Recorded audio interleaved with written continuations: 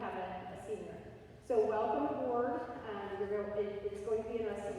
For those of you who have had students before, and I've had some people say that I had a senior a few years ago, a lot of stuff has changed in a very short amount of time. And when I say a short amount of time, I mean it's still getting ready to change coming up in the next 2 months.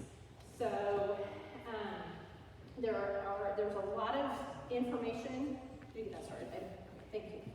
I will be recording tonight, so that way if you miss something or someone is not able to come, that way I'm not going through it multiple times. So, I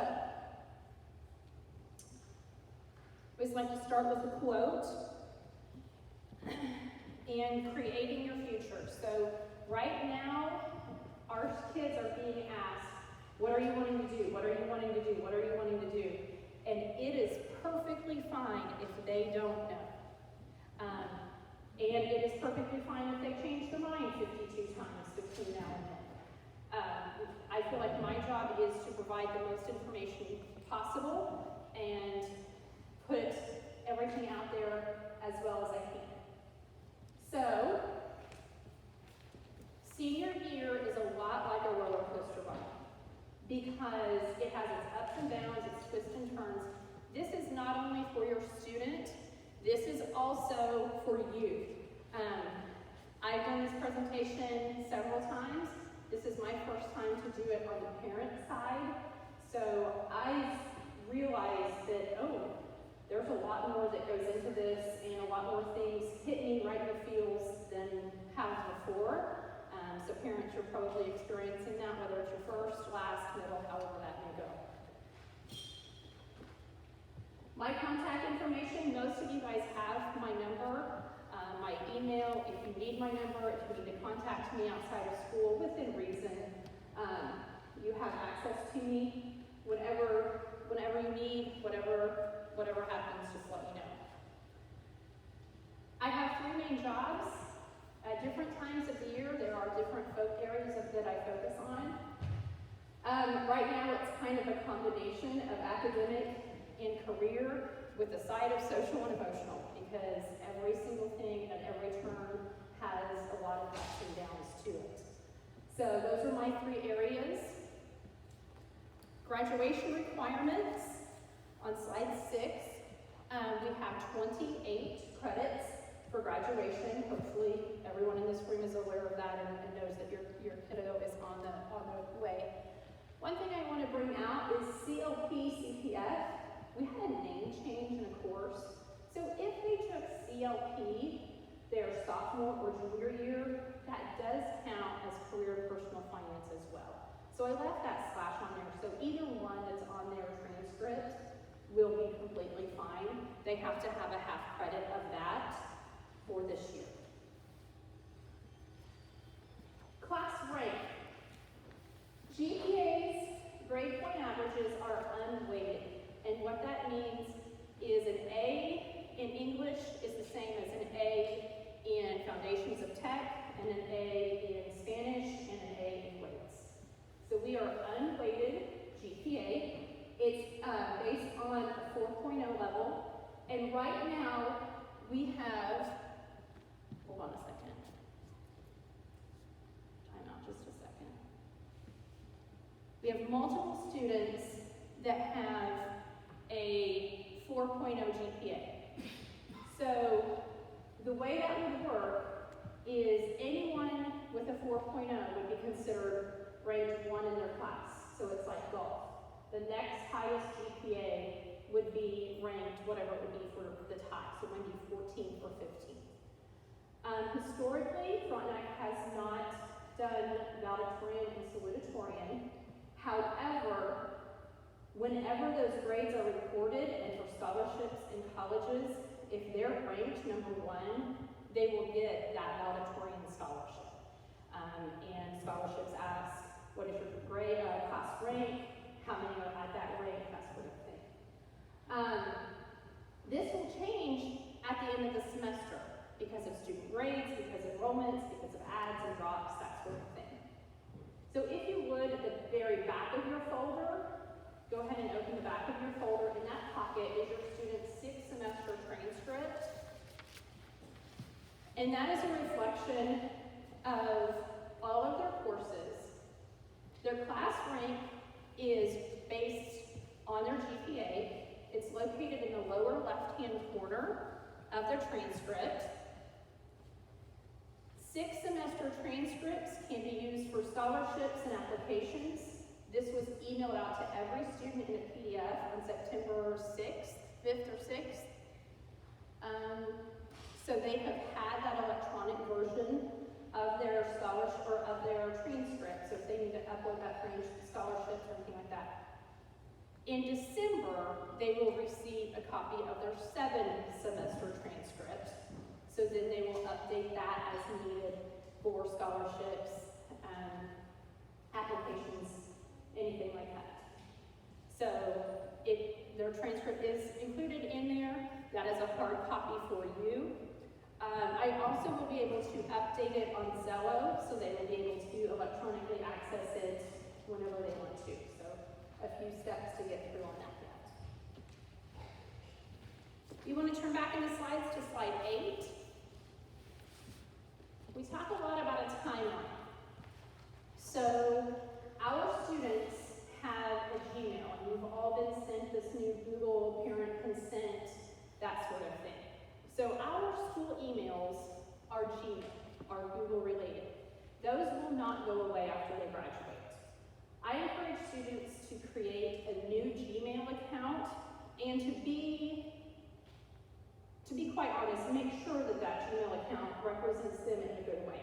You don't want something stupid for their Gmail account and then you're asking people for money and that sort of stuff, and your Gmail and your email is absolutely ridiculous. So we have a very frank conversation about that. Mr. Hill helps me out with that each year too. So we try, don't even put your graduation year or your birth year, because later on you may not want people to identify you based on your age. So first initial, middle initial, last name, keep it pretty simple. So they should have already created a Gmail account. And that is what they can start using for their scholarships. Yes, they can use the school email too. And yes, at the end of the year of ours, we always go through a transition period of how to merge both accounts. But the school email never goes away. But it's good to have that personal email. My number one barrier right now is students checking their email. I could email free money in office, and I would have to send a remind and a text and a regroup for most of them to see it. So there are some out there that check it regularly, and that's great, but my number one issue is to check email. And I continue to push that because that is how colleges and scholarships will reach out to individuals. They're not going to Snapchat them. If they do, there's probably another issue. But to check their email, check their email at least daily. Also, ACT, most scholarships will take up to the December test date of their ACT. And I'm going to say most will take a super score. It depends on the college, it depends on the scholarship. There are a lot of variables there. But if students want to take the ACT again, they have that opportunity. Visiting colleges, having career options, attending college presentations.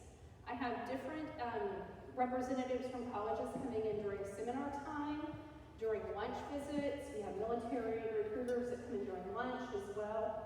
So the more exposure that they can get and the more information, the better off. During the fall, as will be the college applications and scholarships. We'll get more in depth in that in just a little bit. December, FAFSA opens. And this is not a big scary.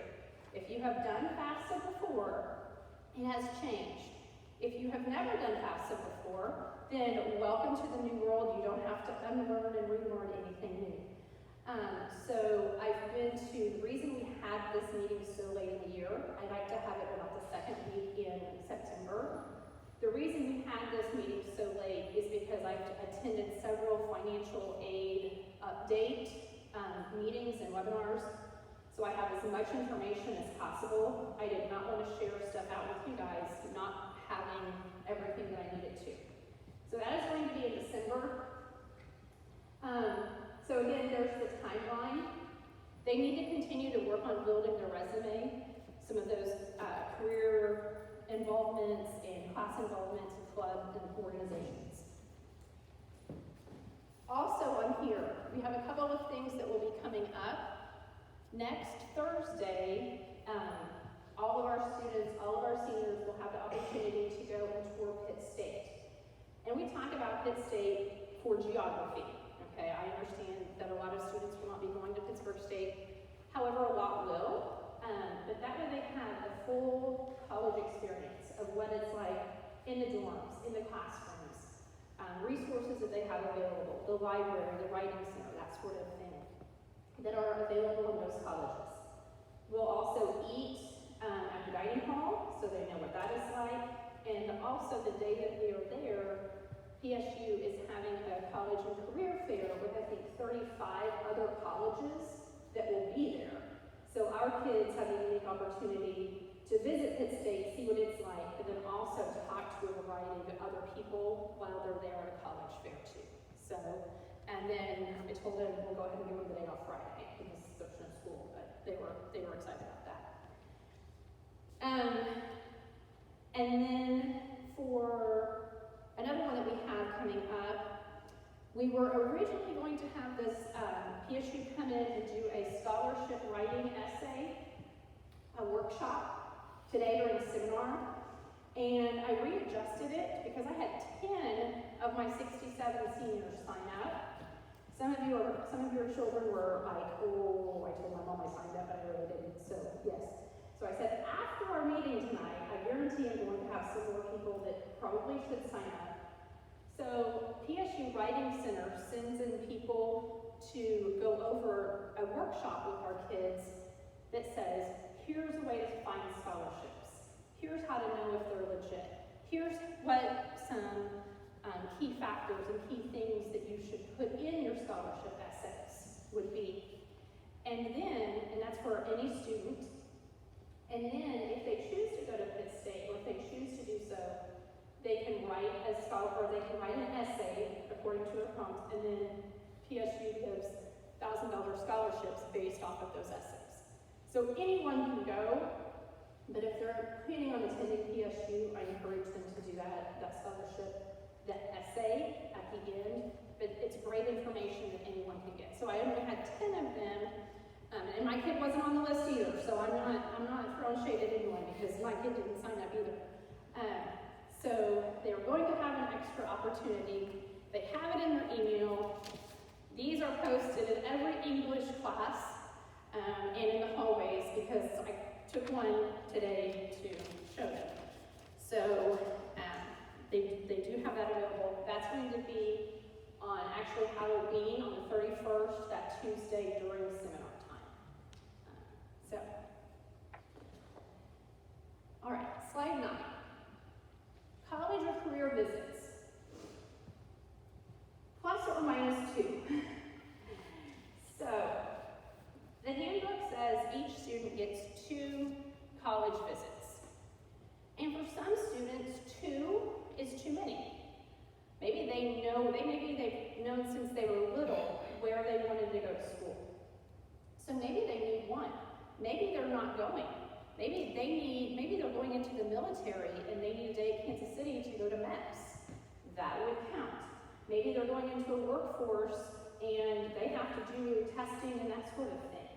That would count. I have some kids that have been to 4 or 5 different places and they just haven't found it yet. So I don't want to limit them to say, you only get 2 and you have to decide from those 2 where you're going and what you're doing for the rest of your life. So I changed it to plus or minus 2. These must be approved and verified. The student must email me and say, this is where I'm going, this is what I'm doing, this is why I'm doing it. They also can attend college reps whenever they come. And we can have group visits. I've taken groups to different community colleges. I've taken a group to the criminal justice and dental hygiene at Missouri Southern, which is really a cool opportunity. So if they're interested in those things, they need to be checking their email. Do you see a recurring theme here? They need to be checking their email and signing up for those. So when we take the full group visit for Pitt State, that doesn't count as one of those. Some kids, that's enough, and they have it all figured out. Some kids want to go back and, hey, I want to go into this department, so I need to spend some time with this, and that's perfectly fine. They need to email, they need to do so beforehand. If they're doing like if Cole started doing it every Friday, I'm using my own head. If Cole started doing it every Friday during Husker season and he was visiting Nebraska, then, you know, we see a problem or that sort of thing. So, plus or minus 2, I'm flexible because I want them to find their niche of where they want to go. Slide 10 talks about testing. So, a variety of testing options. I'm going to skip ACT for right now. AccuPlacer is a free, and you can write in here, this is yours, you can do whatever you want to in your notes. AccuPlacer is a free test that goes through community colleges, and I'm also learning that some of the other Regents colleges are using that AccuPlacer score for placement in different programs. So maybe you have someone who's not a good test taker, and that AccuPlacer with the low stress, on the computer, one-on-one, in a small room setting, that AccuPlacer test might be a better benefit for them than the ACT. So some places are taking, some regents for your universities are taking that AccuPlacer score for some program acceptance. Hi, McRae. Hi. You were trying to sneak in, weren't you? ASVAB is for the Armed Services Vocational Aptitude Battery. This test, if students choose to take it, is good for 2 years. This is a military aptitude test, and depending on where they score, could mean different career fields or branches of the military. We can have people come here and administer it. I can have reps come here, or students can go. Usually they won't come here if it's just one kid, but if I have several that are interested in it, it's no problem whatsoever. Certificates. Our students can graduate with a variety of certificates. Some of your kids may be graduated with welding, masonry, a SafeCert, paraeducator, CNA, CMA, pharmacy tech. So those are good things to have in their back pocket, so whenever they graduate from high school, they also have that additional certification. Good thing for them, they don't have any state assessments this year. I know they're bummed about that. And then Work Keys. This is a workplace skills assessment. It was offered to them for free their junior year. Some took advantage of that, some did not. If they want to take the Work Keys and they did not take it the first round, they can take it through Kansas Works in Pittsburgh. So, or if they took it and they didn't score so well and they want to revisit that, we can adjust for them to take it again. So, Work Keys they can take multiple times. Now we're going to go up to ACT. A lot of four-year programs, it says December 2022. Scratch off to 22 to 23, sorry about that. A lot of degree programs may require ACT and scholarships may. Most of them will take up to the December of the 2023 testing. So if you want to flip back a couple pages, you're going to sound a very visual person here in just a minute. So flip back a couple pages to the first lime green page. The lime green page. Those are the ACT test dates. I have quite a few that are signed up. It looks like this. I have quite a few that are signed up already for the November 8th district testing. If they have signed up for that November 8th district testing, they have received an email. If they have not received an email and you want them to, and they want to, and they are willing to put in the effort, but they don't have an email, they need to check with me immediately. I can get them on for the district, for me, testing. National, I have no strings to add to that. But district testing here with me November 8th, I can do that. The district testing is a lower cost of $50.50, whereas the national is $68. And I always ask, do I have to take the writing? 99.99% of the time the answer is no. Unless they are going to a college or applying for a specific program that requires a writing score, or that could be one that they look at for a variety of different things. 99% of my kids, I don't have one kid that has taken the writing, I don't believe, since I've been at Frontenac. So, the answer is most of the time no, but as soon as I say no is no, then somebody needs it. Questions on ACT? All right, let's head back.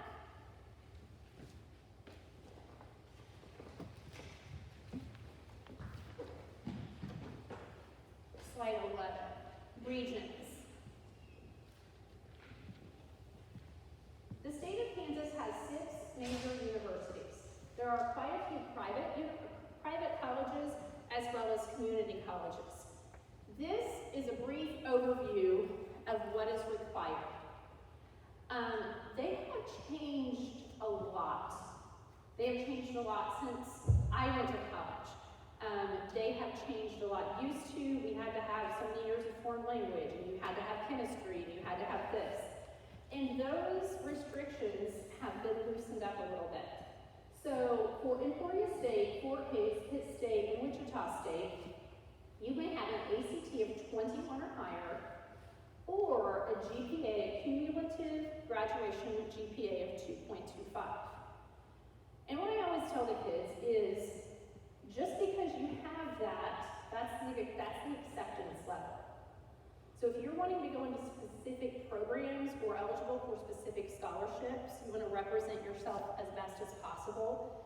And typically that is done through ACT and GPA, and service, and work, and resume building, and team and leadership, and those sort of things.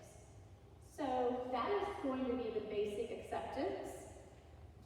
There may be some programs at those institutions that have specific requirements of what you have to have in order to be accepted. K-State is a 21 or a 3.25, and KU is a 3.25 or, and then it has a sliding scale for ACT and GPA. So there are ways to get accepted. There are ways to go in. There are classes that they can take. So I don't want anyone to feel like, oh, I only have a 20, so I can't do this. A lot of it is work.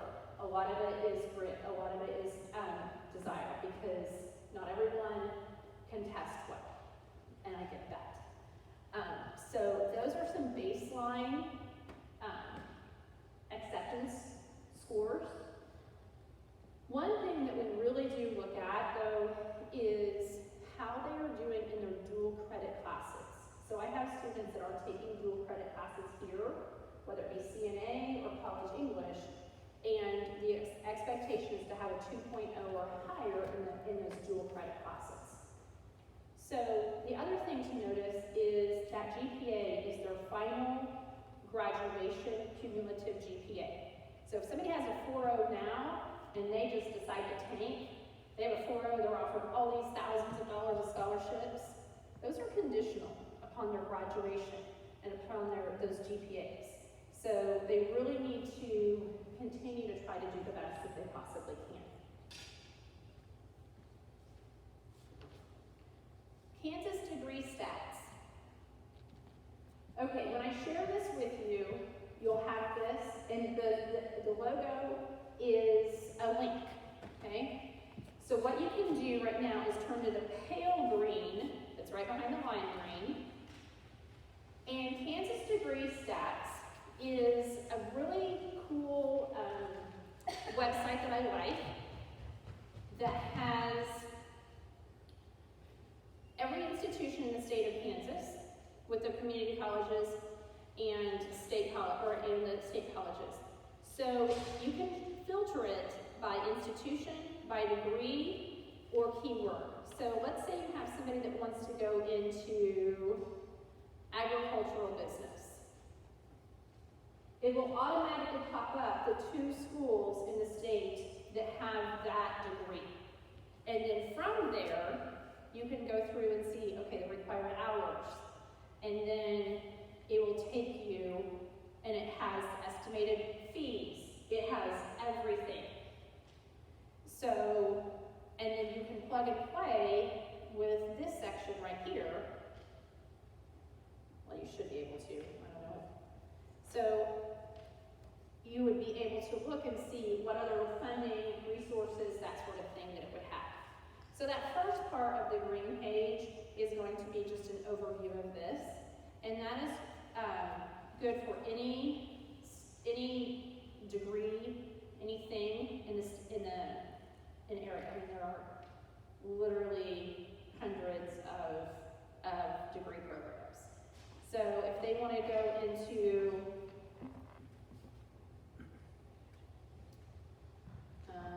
mass media, so here's this. Now, does that mean that's the only one that provides any mass media courses? Of course not, but they have that degree program and pathway there for them. You can also do degree searches, you can choose an institution, all sorts of different things that you can do from this website. So when you get that, just remember the logo there, you can click on it. All right, slide 13. I don't know if it's a good idea or not, but we're going to try this, and I think it'll be great. We have a thing in our state called Apply Kansas, and it is a time in the fall to encourage students to apply to wherever they're looking at going. So next Tuesday, during parent-teacher conferences in the library, I'm going to be there, and I have several college reps that will also be coming and sitting down and helping students fill out their applications. And if they have any questions, if they need anything reviewed, if they're not sure where to go, if they just want someone to double check it, I will have college reps in the library from 4 to 8 on Tuesday. So that is an opportunity that they can come 4 to 8 or 4 to 30 to 8, which time? 4:30 to 8, okay, I need to change that in my head. Okay, 4:30 to 8 for parent-teacher conferences. Now, we also have a thing in the state of Kansas that students can apply for free. And a lot of the community colleges, Pitt State, Fort Hays, and Emporia, they have free application anyway. But K-State, KU, and Wichita State, I think their application is like $40 or $50 to submit an application, which can be a barrier. If students have free or reduced lunches currently, or any sort of issue, they can get a waiver from me. But everyone in the state is doing a free application. The application fees are waived when they submit their application between November 7th and 9th, which is super exciting. Except for the fact that some of the priority deadlines are November 1st. I have expressed this concern to the state individuals. The date is 7th through 9th for the free application, and November 1st is still a date for a lot of priority deadlines. So what they can do, if there's someone who was like me in high school, GPA and ACT was average-ish, they can go ahead and fill out all the applications and submit it 7 through 9 and get their fee waived. If there's someone who their ACT and GPA is going to make them eligible for a lot of scholarships, you're probably going to want to pay that application fee so they don't miss out on a priority deadline for a scholarship opportunity. I don't make the rules, I just kind of follow them. So that is going to be something new, an opportunity for our kids to come in. I told them, while you guys are at parent-teacher conferences, they can come down there. If you want to come down there, whatever works. out in the library. Next one is a rough estimate. And I put on there a community college. I put on there our local regents. I put on there the largest in the state, and I put on there a private university. And I want kids to really understand that that is per semester and then per year. Yes, there are some variables, and yes, there are some things that change, but those bills still come. I have a lot of students that really would excel at private colleges. I love them. The campuses are beautiful, nice, friendly, but when it comes down to it, that $10,000 scholarship that they're going to offer them is still not doing much good in the long run.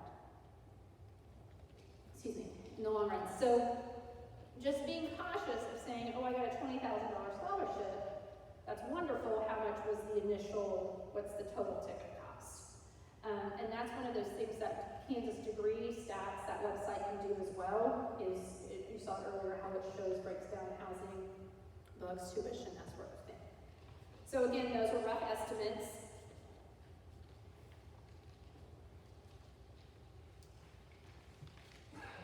As we get into how much things cost,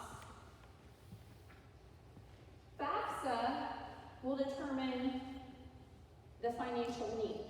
And they do this by a pretty basic asterisk there when I said basic, a pretty basic equation. So they take the cost of attendance of every institution and they subtract what's now called the student aid index.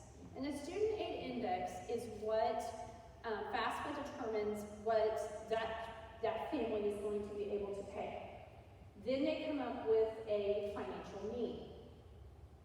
New this year is that number can be a negative number.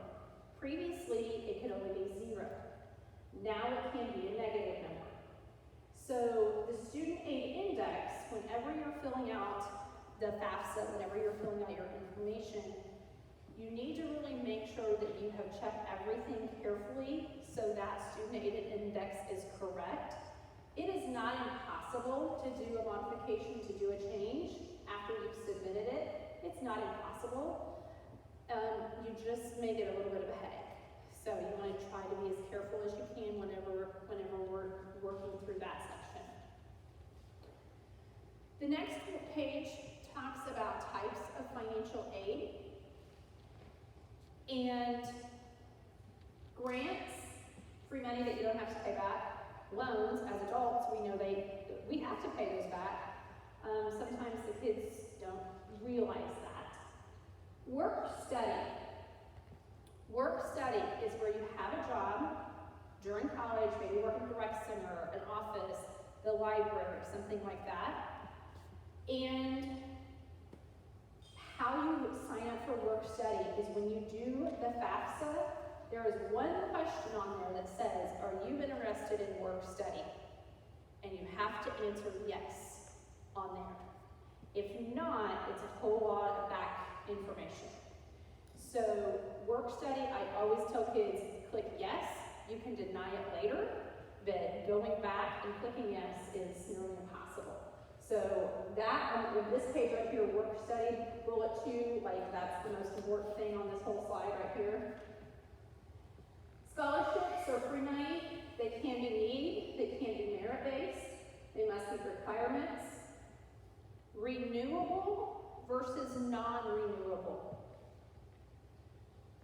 Whenever we make the announcement for scholarships at the end of the year, the majority of those are non-renewable, meaning they will get all that money their first semester of college. So their August payment and their January payment are going to be 2 totally separate things. So when you're looking at scholarships, one of the first things to notice is it renewable or non-renewable? The majority of hours that we do at the scholarship banquet are selected by the families, are selected by a committee that has very strict guidelines. So making sure that you're also looking for outside scholarships as well and applying for anything that you are eligible for. Other choices or other ways to pay for things are ROTC. Specific programs may have scholarships or fellowships. There can be athletic, which would be totally something different as well. Turn to the Salmon page.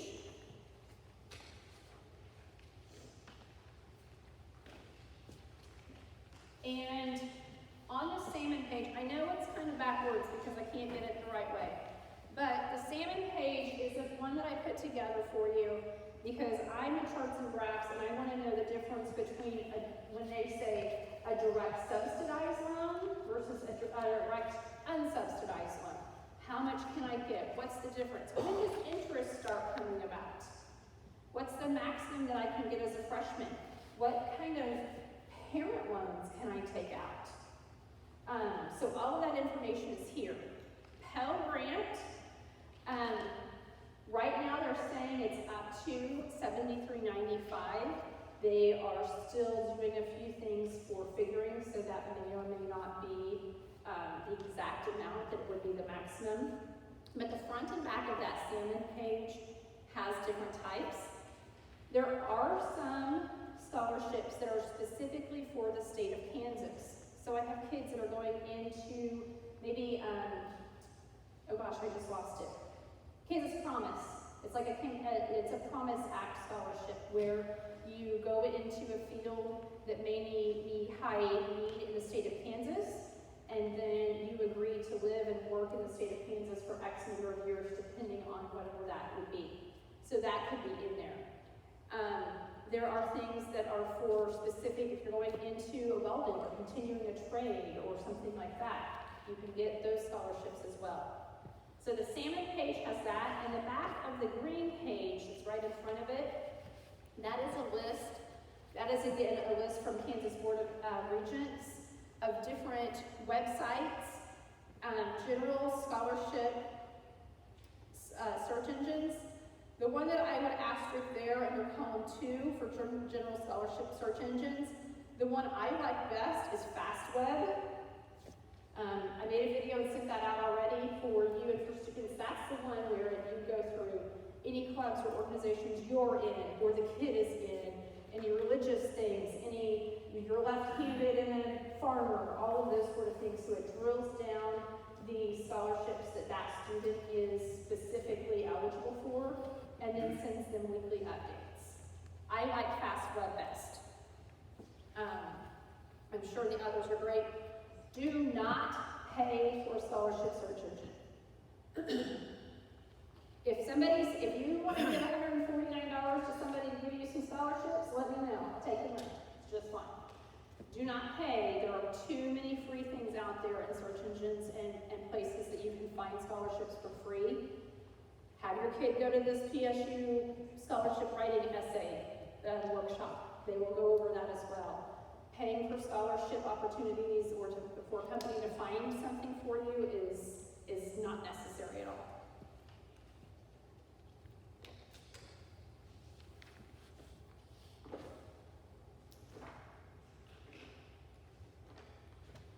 Okay. 17. I'm ready. I can do this. Okay. So, if you've done, how many of you have done the FAFSA before? You're going to be okay. You are going to be okay. I promise you. It's big scary when things change, but it's going to be okay. So, FAFSA stands for Free Application for Federal Student Aid. First word there is free. Again, do not pay a company or agency to fill this out for you. Do not do it. You do it yourself. It is a free application. So people will try to take your money. They will try to say, oh, your kid's in this and this and this. No, don't do that. So, the student and the parent will each need what is called an FSA ID.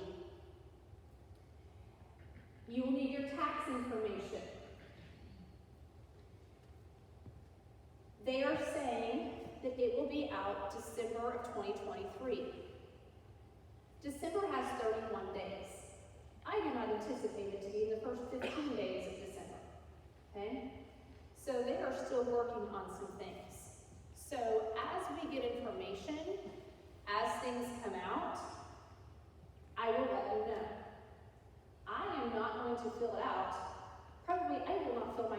probably the first week that it's open. Just gonna be honest with you. Because I want everybody else to deal with the glitches and to fixing those things.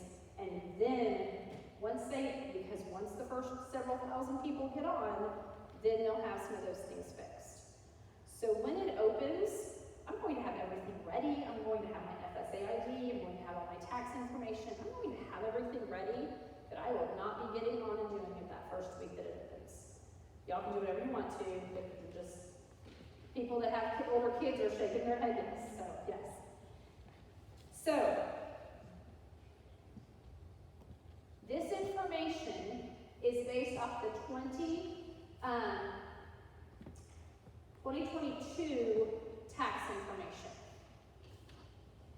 One of the questions is, did you receive TANF, SNAP, any government aid, or free lunches? Every one of us in this room received free lunches our kids' sophomore year. We didn't have to apply for it. That was the year that everyone in our school got free lunches. Okay? I put free lunch on there. Circle, underline that. I have checked with FAFSA. I have the documentation of the email chain from them that said everyone in my school received free lunches.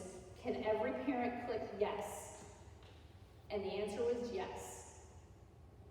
You did not have to apply, but all of us received, the question is very specific. Did you receive TANF, SNAP, WIC, any federal aid, including school lunches? So we are marking yes because we did. Every one of us did. Whether your kid ate here one day or not, you received free lunches. Next year when we go to do this, we won't be able to say that, but we are somehow in the lucky box of gray area. So, when you do your FAFSA, be very careful. There's just like the one box for work study, there's going to be the one box, did you receive federal aid, including school lunches? Yes. So, we are going to turn now to the white page, it's past the salmon page. And here is what's that called? FAFSA checklist. Okay. This is 4 pages of how my brain works. This is not going to mean anything to you right now. Okay? I am not going to read you 4 pages of my bullet points because it makes no sense to you right now. Here's what you need to know. The student, that is called a student. The contributor is anyone who is paying for that student. A contributor might be a step parent as well. A contributor might be someone who does not live in the home but provides 51% of the expenses. It is not, if there's a separation or something like that, it's not just automatically who makes the least amount of money. Okay? So it is very specific who the contributor is. It could be both parents if they filed jointly. It could be, depends on how you filed your taxes in 2022. Okay? So each contributor has to have their own FSA ID. I'm going to go ahead and do that. I feel confident I can make my FSA ID right now. If you already have an FSA ID as a parent, that FSA ID is going to, that FSA ID should tag in with your older student and this student. Asterisk there on should, okay? We're going to go with it will, but I'm going to go with solid should. Here are all the things you need. About halfway through, I said 2022 taxes, didn't I? 2021 taxes is what we need, and we were all free lunches 2021. You'll need your social security card, your number. You'll need your driver's license number. You'll need your tax information. Records or documents, if you've had major changes in income or debt since that time, since that tax year. Current bank and brokerage information. One thing that they have changed is they used to take businesses and farms were not taken into account, or those with under 100 employees. Now, every business and every farm is taken into account. It's taken value minus debt. So assets minus what is owed and that sort of thing. So there's quite a bit to it. There are a lot of different things. If you're in that situation, let me know. But back page of FAFSA checklist. The FAFSA information. There's just a lot. I'm not going to go over it. They can do up to 20 schools. I would never recommend a kid doing 20 schools, because all 20 schools are going to require something else, and you're going to constantly be uploading something else as what they need. So whatever school you put down for FAFSA to receive that information, they will each be able to pull that financial record. So if they decide in February they're not going to that place anymore, they need to contact them so they're not constantly getting updates. Some schools will do verifications. Some schools may need additional forms if there is an extenuating circumstance or there's an irregularity. One school may require a form, but the other school does not have any access to it all. So it depends upon each place. I would never recommend 20 schools. Just wouldn't. I don't even know biggest thing, your social security number and your kids and birthdays, not to get those mixed up. That is one of the biggest things. It sounds so easy, but we get in that mindset and we're putting in a social security number and we put in the students when it's asking for money. So those 19 things are my help list. You will have a FAFSA submission summary. This used to be called a student aid report. This is now a summary that says, here's what you're expected to pay. Here is the student aid index. And then also I put on there how to make changes or corrections. If you notice something is major and is totally different, you can make corrections and log into there. Right after that, okay, I know that's a lot of notes, and those of you who have done it, you're probably reading through some of those things. Oh yeah, that makes sense. If you haven't done it, follow along with this as you go through, and then ask for help along the way. I tried it, and it may not be in exact order, because they don't have the FAFSA released yet. I can see about 4 of the sample pages. So they may have a little bit different wording than what I have, or maybe in a different order. We have no idea. After that, you see some blue pages that it says contributor. This is for an FSA ID. You as a parent are most likely going to be considered a contributor. I made these pages for you to literally write in when you go to do the FSA ID, because you are going to use this probably once a year, maybe twice if you have to make corrections. And if you're like me, you have no idea what password it was, which email it was, anything like that. So what I recommend is using this and literally writing it. So step 1, go to the blue page that says step 1 of 7. I know my name, but I'm going to write it down exactly the way. Did I capitalize it? Did I not? At every single thing. Then you'll click continue, so go on to page 2. Step 2, account information. Do not write anything down until it says it's okay. Because you would not believe how many JL meter clients there really are that already have an FSA ID, even though that sounds crazy, but so make it assign something that's different. So don't write it down until FSA says it's fine. Put your password on there. I want to say click show password. so you can see exactly what is capitalized, and it has upper, lower number, and 8 characters. Continue on to step 3. Contact information. Get in a habit of whatever is on your taxes, do it here. So if your taxes spell out the word street, spell out the word street here. If your taxes say ST, however it is in your tax information, get in that habit because that's what you have to do in the FAFSA anyway. I am going to do my mobile because I want that as a backup, and I am going to click the email and mobile because at some point in time I'm going to get locked out and need them to send me a re-verification.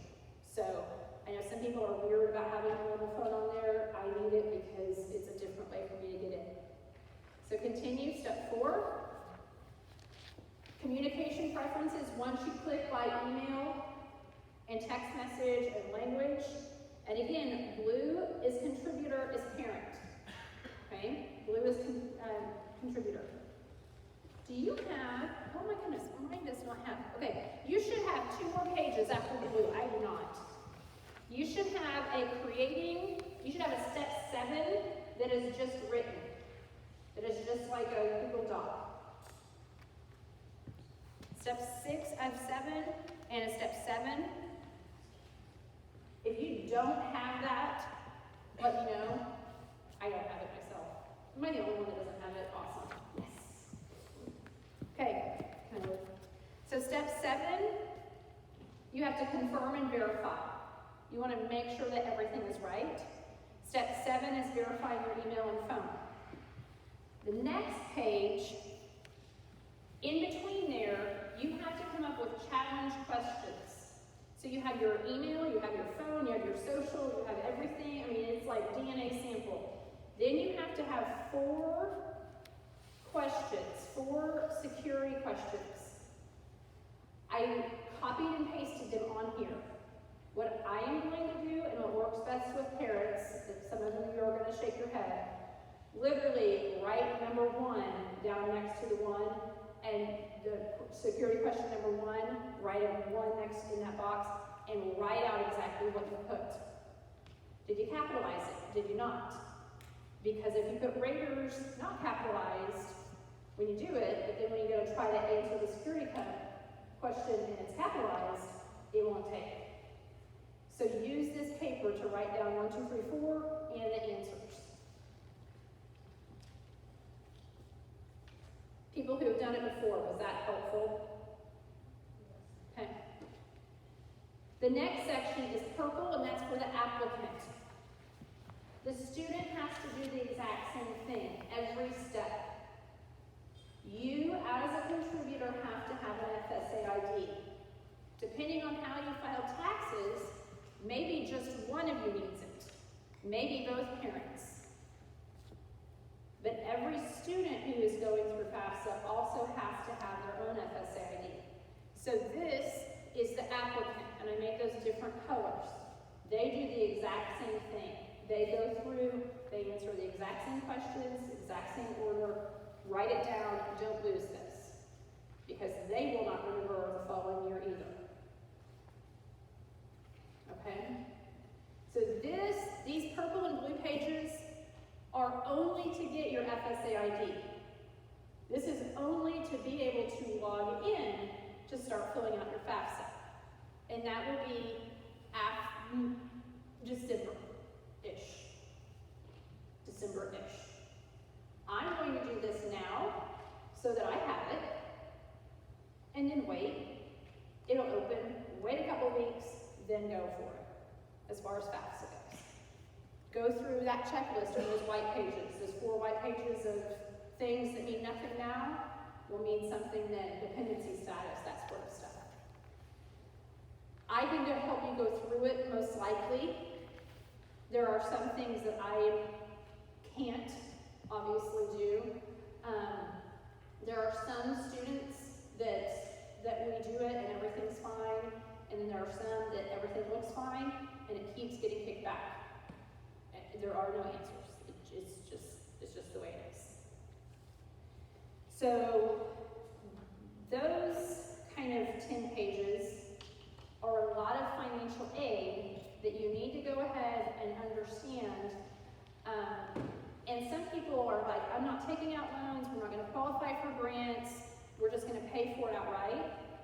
which is great. However, a lot of scholarships and a lot of institutions require a completed financial aid packet to be on file. So they may not even be eligible for a scholarship if they haven't completed the FAFSA. So the government already has my tax information anyway. This was just one more thing. So we're totally different story, but whatever.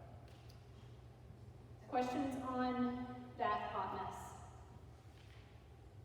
Again, it's free. Do not pay someone else to do it. You want to fork over $120? Let me know. I'll take the money. So each like a mom and dad both have to apply for the ID, right? It depends on how you file the taxes. If you were married filing jointly, it should pull it from just one. Okay. If not, if it was a separate thing or a change in marital status since that 2021 tax information, there are going to be a lot of different scenarios that may require different things. So far, the people that I've talked to, I'm in 2 groups of financial aid, like gurus. This is what they do. I've been to I'm doing the Kansas one and the Missouri one because the more information, the better. From everything that I've seen, they are very, very helpful and will be able to tell us in a situation if there's multiple or who a contributor would be, that sort of thing. So they're learning as they go, but they have a lot of information even though Congress hasn't finished it up yet. So. Scholarships. Are you good if I continue on? Okay. Scholarships. Apply for everything. Be sure to follow all requirements and deadlines. Mostly check your email because that's where it's coming. Most are non-renewable, so plan accordingly. There is nothing worse than me getting that phone call the August of their second year of college. Where's all my scholarship money? You got it 1 year and not the rest. When completing scholarships, students must sign and date to verify submission. That's going to be in the spring. I have a board outside, and whenever they bring them to me, I have them sign and date that they have signed up. I do not want to be in a situation where they're telling you one thing and they're doing something different to me. I know none of our kids would do that. I understand that. But yes, I turned that in, is what they're saying, and I never received anything. So they have to sign and date everything they turn in to me. At the very end, for scholarships that are local, they'll receive who they need to send scholarship thank yous to. They will bring those to me because let's say Mr. Joe did 5 scholarships. I want him to get all 5 of those thank you notes at the same time. Not one here, one here, one here. So the kids write their thank you notes for scholarships. They'll address them, stamp them, bring them in. I mail them all out at the same time so that way those places receive them all at the same time. Because I don't want one kid to look bad that they sent in early or not at all or later, that sort of thing. Scholarships that are through me will be usually after August 11th, and then some of them will be made out directly to them or them and the school. So one thing that I want to bring up to you is go to the back, to the bright pink. FEF, the Frontenac Education Foundation Scholarship. Every graduate from Frontenac will receive $200 per semester for up to 4 years. And this could be for 4 years after they graduate. Okay? So for up to 4 years, they must apply. I will send this out. The website is there. You can log in, or you can go to the website now to FEF and sign up for reminders, to get reminders. It is a really simple Google form. They don't need to do it now. But they will literally put their name, the institution they're going to, and their student ID number. And those checks get sent directly to the school. And that's $200, and that is part of why we were pushing for our seniors to be part of FESTA because they are the next direct recipients of that scholarship. That scholarship does not go through me. I do not have access to it. If they don't know if they've registered, register again, that's okay. But they need to contact FEF, and then that way they can look through and see that information. I do not have access to who has registered. I send it out. If they choose not to do it, then that's on them. So, but that is an opportunity. So there's the information on FEF. Those deadlines are hard deadlines. It will open up quite a while in advance, but we don't go over those deadlines. We don't go past those deadlines. Right in front of that pink paper was a yellow one.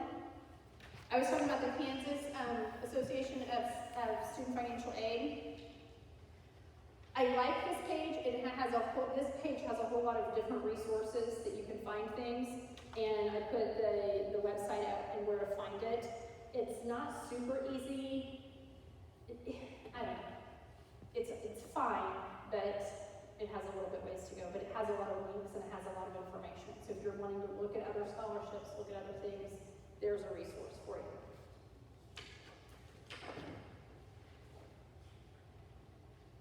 NCAA Eligibility Center. If students are looking at playing a sport at the next level, they need to go ahead and apply to the NCAA Eligibility Center and go through that series of information.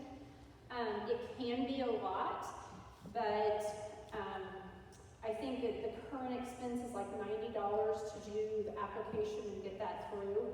But if that is something that they are looking at doing, again, it's better to do it earlier rather than waiting for later. Okay, senior pictures. I just have 2 more things, I promise, I'm sorry. I said an hour. Somebody asked, are you having food? And I said, no. They're like, are you having drinks? And I'm like, that would be amazing, but no. So sorry, no food, no drinks, just sitting here listening to me for an hour. Next one I want to go to is senior pictures. It's the white one at the back. Second to last page. So what Maria has asked, Mrs. Clevenger has asked, and these were literally on my phone. She wants to put together this. Okay? These were on my phone, so these aren't even the best. But this is an example for you to see what she's wanting. So she wants pictures that need to show the whole face, so the student is looking straight forward. A senior picture that's like dress code appropriate, that's for the yearbook, and we'll use that senior picture for the yearbook, for the senior spotlight, for whatever else that we may need to put out there. And school pictures of kindergarten, 5th or 6th, 8th or 9th, senior year for graduation video, an infant picture, and I put on there to email them to FHS yearbook at Frontenac 249 and include the student's full name and the age in which they are at that point in time. This is something you can go ahead and do. If your kid already has senior pictures, those baby pictures are not going to change, right? So this is what she did. Again, it's not super great. It was literally pictures that I had on my phone. But that way you can see the face of what she's wanting and how it will morph.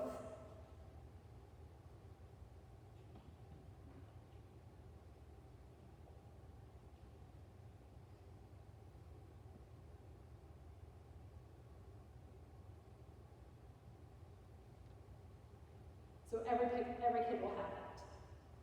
So you can go ahead and start working on that and then email the yearbook, that email address with age, name, that sort of thing. Last page, orange, important dates. Yes? Uh-huh.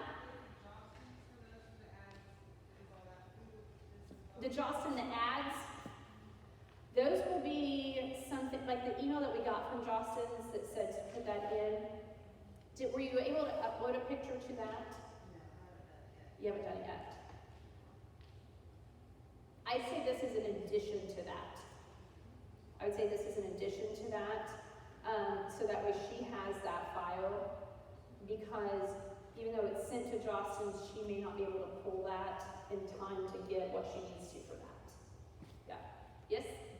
Your ads are made online and Jostens will be separate. Oh, that will be separate, completely separate. So that's what it was last year. Okay, So, yep, yeah, there's, the yearbooks, Mrs. Clevenger will go through Jostens, Jostens will have a, where you can click in and you go, and that's a special extra parents have to pay for, but Mrs. Clevenger or the yearbook staff will not have anything to do with those. okay. You can get it on your own, either on your phone or on a laptop. Did everyone hear that? If you want to do the Jostens ad in the back of the yearbook for senior, that's totally separate than this. That will be through Jostens. This is through us. So if you want to do the senior ad in the back of the yearbook, you can, but we do need that one as well. Last page, important dates. Some of these may be changing. Some of them are tentative at this point in time. Some of them are to be determined. I understand that some of you may need to go ahead and look in the spring for important dates for getting off work or family coming in and that sort of thing. So I did want to highlight some of those. If something changes, I will send it out with the updated revision date down at the bottom. So that way you know you have the most current one. I understand May blank blank 2024 is really not a date. I understand that. We're still working on a couple of things. Keisha added 6 more baseball and softball games. So that changes our whole spring sports schedules whenever we're adding more dates in. So we're kind of limited on what we can do. I understand it's been a long hour. I understand that you have had a lot of information. I understand you have a packet of overwhelming information. I appreciate your time and your flexibility in being here. If there's any way that I can help, if you need anything, let me know. I always tell the kids, I'm not working harder than you are, and I can't want it more than you. So if they want to put that extra effort in and that sort of thing, I'm here. So, yes ma'am. Can I give you 2 dates? Yeah? It's a scholarship, which 3 seniors will get $1,500 a semester for 4 years. Uh-huh. The deadline for that will be the Friday before spring break, so it's like March 8th. Okay. And then the service scholarship, which we last year gave one $1,500 and 4 500 scholarships, and that goes in April 1st. Okay. Perfect. And when I start hitting the scholarship deadlines hard, it doesn't matter if, so a lot of times the PSU Honors College scholarship is due on President's Day. It doesn't matter that it's President's Day. It doesn't matter that it's a Sunday. It doesn't matter that it's a Saturday. Everything is due by that date. So those dates are hard deadlines. The only time that I've adjusted dates as far as due for scholarships was during COVID, and please, let's not have that issue again. So we are going to go firm dates on everything. So thank you, Tara. Anything else? If you have questions or if you need something, let me know. You know how to get in touch with me. I know it's overwhelming, and you can kind of look into my brain with the colors and the graphs, and this is how I go, peak page, 3 page, that sort of thing. So anyway, thank you guys for coming. I appreciate it.